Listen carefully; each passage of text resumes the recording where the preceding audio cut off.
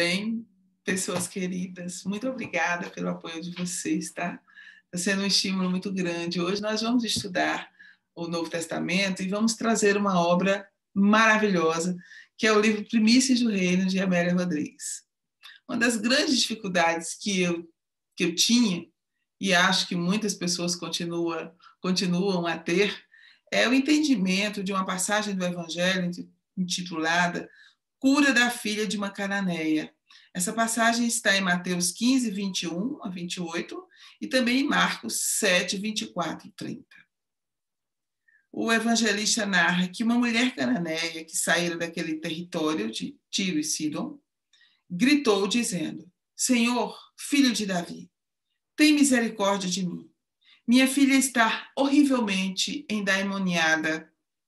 Mas ele não lhe respondeu. Seus discípulos rogavam, dizendo: despede-a, porque está gritando atrás de nós. E em resposta, disse: não fui enviado senão as ovelhas perdidas da casa de Israel. Então, ela chegou e o reverenciou, dizendo: Senhor, socorre-me. E em resposta disse: não é bom tomar o pão dos filhos e lançá-lo aos cachorrinhos. E ela, porém, disse: sim, Senhor. Mas também os cachorrinhos comem das migalhas que caem da mesa de seus senhores. Então, em resposta, Jesus lhe disse: ó mulher, grande é a tua fé. Seja feito para ti como desejas. E desde aquela hora sua filha ficou curada. Esta é a narrativa de Mateus. A narrativa de Marcos, no capítulo 7, ele também vai ser, né, bem semelhante. Ele vai dizer aqui que Jesus partiu para o território de Ciro e, entrando em uma casa, não queria que ninguém soubesse, mas não foi possível ocultar-se. Todavia, uma mulher cuja filha tinha um espírito impuro, ouvindo a respeito dele, imediatamente veio e prosternou-se aos seus pés. A mulher era grega, de origem ciro-fenícia, e pedia que expulsasse o daimon da sua filha. Dizia-lhe: deixa primeiro ser saciados os filhos. Isso aqui é Jesus dizendo a ela, né? Deixa primeiro ser saciados os filhos, pois não é bom tomar o pão dos filhos e lançá-lo aos cachorrinhos. E em resposta ela lhe diz: Senhor, também os cachorrinhos comem debaixo da mesa das migalhas das criancinhas. Disse-lhe Jesus: por causa desta palavra, vai, o daimon já saiu da tua filha. E partindo para a sua casa, encontrou a criancinha deitada sobre o leito e o daimon já tinha saído. Primeira narrativa de Mateus, nós nos impressionamos com o silêncio de Jesus, né? Ele está dizendo aqui que a mulher se dirige a ele, dizendo que a sua filha está horrivelmente endemoniada ou endemoniada, como queiram, e Jesus se mantém ali silencioso. E os discípulos vão interferindo, pedindo para que aquela mulher seja retirada, né? Isso nos impressiona. Nessa outra narrativa, Jesus, ele está tentando, não quer que ninguém saiba que ele está ali, segundo a narrativa de Marcos, mas essa mulher o descobre. São formas de dizer, né, de chamar a atenção. Gente, quando a gente vai contar uma história, o que a gente faz? A gente cria todo um cenário para que essa história saia da melhor forma possível. Porque o que a gente quer chamar a atenção aqui, primeiro do que tudo? Aqui tem uma mulher que é de uma origem ciro-fenícia, né, uma mulher cananeia, e ela não tem... aquela região era considerada uma região de pessoas de má vida, pessoas que não devia se tomar de forma alguma, que os discípulos, os judeus, não deveriam ter contato. E Jesus fala dessa forma com ela e nós nos impressionamos. Por que ele não respondeu? Por que ele não deu atenção a ela? O que eu espero de Jesus? Que todas as vezes que eu me aproxime dele, ele responda as minhas questões, ele me acolha, porque nós achamos que acolhimento é sempre aquele pode vir, né? Esse abraço, esse pode vir do jeito que você está, que eu estou aqui. Mas Jesus sempre vai encontrar uma forma também de nos fazer refletir, principalmente quando nós pedimos alguma coisa. E a Amélia Rodrigues, nessa obra maravilhosa, grava bem essa capa, Primícias do Reino. Divaldo, muito obrigada por essa psicografia, né? Nós queremos agradecer. 1967, então, eu tinha 6 anos de idade. Ele diz aqui, a Amélia Rodrigues começa a explicar, né, que quem atravessasse aquelas fronteiras da Fenícias ia encontrar essa antiga terra dos cananeus. E naquele território estavam também residiam os cananitas, que eram também chamados de filhos sírio-fenícios. E aquela região era uma região de constantes migrações. Na Judéia predominava a ideia do culto ao Deus único. E na Fenícia, não. Na Fenícia, nós vamos encontrar o que os judeus chamavam de idolatria. Os templos pagãos, segundo Amélia Rodrigues, ali, eles esplendiam majestosamente, né? Então, as construções eram em mármores lavrados, se destacavam os bosques, as relvas verdejantes. E os ânimos da cidade, naquele dia, estavam exaltados. Por quê? Porque as palavras vigorosas do Rabi da Galileia não permitiam mais equívocos. Os seus ensinamentos eram sementes da verdade, né? O nome de Jesus já havia extrapolado os limites estreitos da Galileia e muitas pessoas foram ouvi-los. Muitas pessoas que ali estavam. Vocês imaginem como devia ser, né? Naquela época, eu fico imaginando aquelas cidades, naqueles tempos, né? O comércio vigoroso, as pessoas de todos os lugares. E aquela região era uma região importantíssima. E os discípulos estavam simplesmente apavorados, porque você imagine, se você tem contato com uma pessoa impura, vai ficar impura também. É assim que eles se sentem, né? Eles estão angustiados. Por que Jesus está indo para lá, gente? Tanto lugar para ir, por que ele vai para lá, né? Para aquela região impura? Os cultos pagãos naquela região eram exacerbados, né? E eles estão ali angustiados.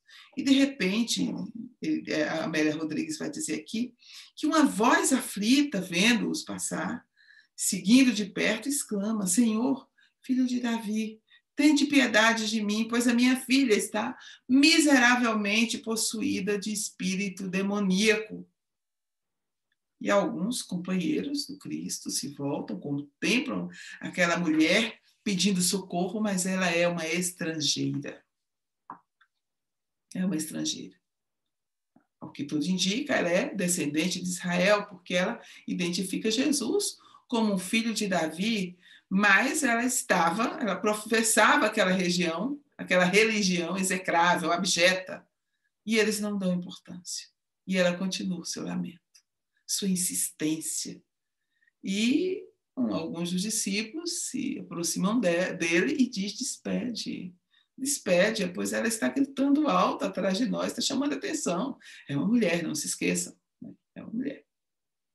E Jesus, né, responde a ela: eu não fui enviado senão as ovelhas perdidas da casa de Israel. Ele diz isso, naturalmente, a todos. Essa é a resposta de Jesus naquele momento. A gente fica imaginando a voz de Jesus, enérgica, mas ao mesmo tempo doce, como nós imaginamos que ele seja. E a mulher, o que é que essa mulher sentiu naquela hora? Né? Como é que eu me sentiria? Eu me sentiria profundamente humilhada. Eu ainda sou um espírito muito, muito, muito, muito atrasado. Eu me sentiria profundamente humilhada. E assim, nós vamos encontrar, eu fico pensando nessa mulher, mas em quantas mulheres nesse mundo que vão pedir ajuda para sustentar sua casa, seus filhos, e que essa ajuda lhe é negada. Eu fico pensando nessa hora em quantas mulheres vencem as lágrimas para pedir apoio a alguém. Essas mulheres que estão em dificuldade, sejam elas de ordem material, seja de ordem espiritual. Porque essa mãe sempre, nós as mães, estamos sempre dispostas a fazer os maiores sacrifícios pela nossa família, pelo bem-estar da nossa família. E aquela mulher, ela se volta, né? Naquela hora, o que ela vai pensar? A filha é tudo que ela possui, é o seu tesouro, é a sua vida. E aqui a Amélia Rodrigues diz: a desventura tudo lhe tomara ao longo dos anos. Felicidade, esposo, amigos, lutava destemidamente por um futuro melhor e nele a filhinha ocupava o centro. E não se recordava, ela não se recordava de uma falta contra os céus. E na sua condição de humildade, ela reconsidera e suplica: Senhor, socorre-me. Essas palavras dessa mulher, Senhor, socorre-me, nos emociona profundamente. Porque todos nós temos aquele momento na vida em que nós apelamos. Apelamos para os céus, apelamos para alguma pessoa que confiamos profundamente, que entendemos que vai nos auxiliar. Porque todos nós chegamos a determinados limites e esperamos um verdadeiro milagre, um socorro divino. Esse é o momento daquela mulher. E a Amélia Rodrigues vai dizer aqui: a dor e a extrema confiança lhe eram patentes. Jesus fitou-a demoradamente, como se ponderasse o que iria argumentar. Jesus conhecia a fé que vitalizava aquele coração, porque Jesus nos conhece a todos. Jesus sabe por que ele está respondendo daquela forma àquela mulher. Quando ele olha para ela, ele está olhando ali para a humanidade inteira. Congelamos aquele instante.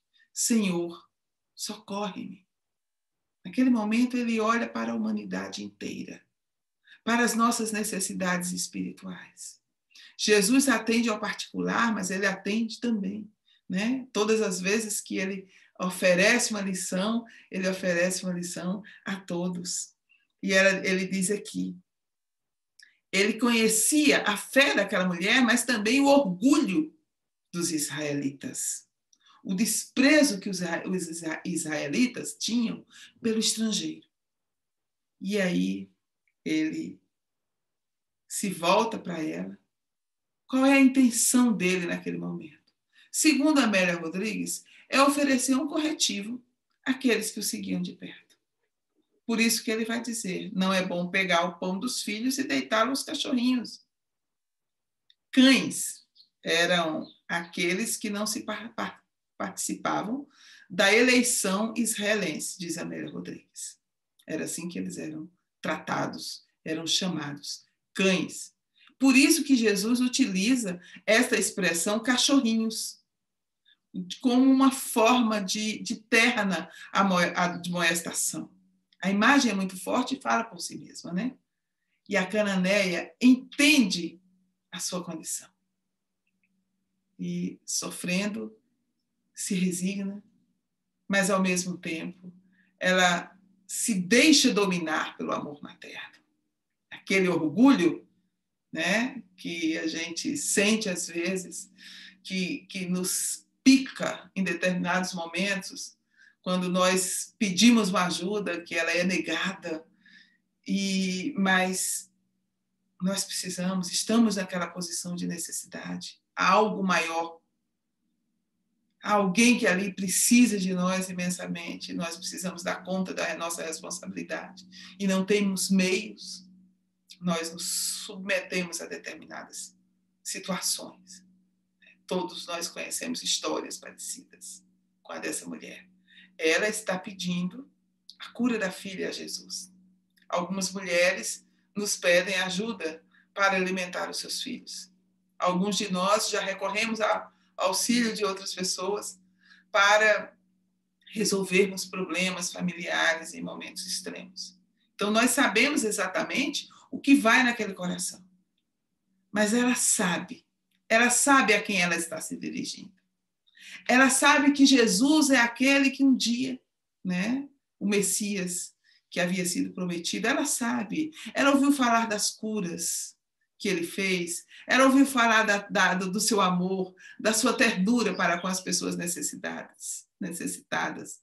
Ela sabe que ela precisa insistir um pouco mais, porque o seu coração é conhecido por ele. E o que ela vai dizer aqui? Sim, Senhor. Mas também os cachorrinhos comem das migalhas que caem das mesas dos seus senhores. A mensagem de Jesus se destinava a Israel, naturalmente, né?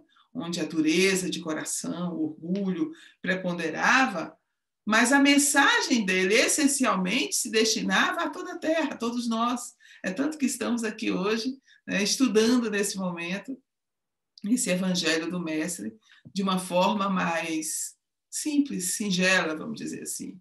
Né? Nós não somos teólogos, nós somos estudantes da verdade, né? Então, ele vai dizer aqui, naquele diálogo, através daquele diálogo, o que ele estava ensinando? Amélia Rodrigues vai dizer que ele estava ensinando humildade aos seus discípulos. Ele queria esculpir no espírito dos seus discípulos esse poder da humildade, da confiança. E ela, aquela mulher firme ali diante de Jesus, com simplicidade. Jesus não pergunta a ela qual é a sua crença, qual é a sua raça, simplesmente, nem que gênero de vida ela leva, simplesmente ele diz, ó mulher, grande é a tua fé, seja feito e para contigo como desejas. Então, Amélia Rodrigues vai dizer aqui, era estranhável a atitude inicial do justo, ignorando a aflição de quem lhe rogava socorro. Naquele gesto de aparente indiferença, ele anelava tocar o coração dos amigos, que todavia não intercederam a favor da sofredora, hábito infeliz que pareciam cultivar. Por que eles não intercederam por ela? Pelo contrário, né? Quiseram até expulsar. A doçura, porém, a fraqueza e a desproteção daquela mãe tocaram o Senhor. E exalando misericórdia, o rabi, à distância, expeliu o espírito obsessor da jovem mediunizada em processo de longo curso e prosseguiu em pretérito. O exemplo que também se encontra na cura à distância dispensada ao filho do centurião é alimento para todos os povos e para os homens do futuro. Então, minhas irmãs, meus irmãos queridos, é necessário que quando nós nos aproximemos do Evangelho, possamos nos despir dos nossos preconceitos, né? Do modo como nós queremos entender. Jesus constantemente vai nos tirando, né, dessa zona de conforto dos nossos pensamentos das nossas certezas, dos nossos pensamentos acomodados, para que possamos pensar de outra forma, para que possamos entender a mensagem espiritual com outro entendimento, com outro coração. Aqui, nessa lição belíssima da Apelante Cananeia, Jesus nos ensina que todos são alvo da sua misericórdia, que ele não perde de vista nenhum de nós, mas todos precisamos das grandes lições que a vida nos impõe para nos libertarmos do orgulho, do egoísmo e da vaidade. Mais uma vez, muito obrigada. Que Jesus nos abençoe, nos ampare. Se você acha que esse comentário do Evangelho de hoje precisa de algum complemento, por gentileza, nos auxilie, né? Compartilhe com seus amigos. Que a paz de nosso Senhor Jesus Cristo permaneça conosco. E é uma grande alegria sempre caminharmos juntos nessa jornada de amor. Muita paz para todos nós.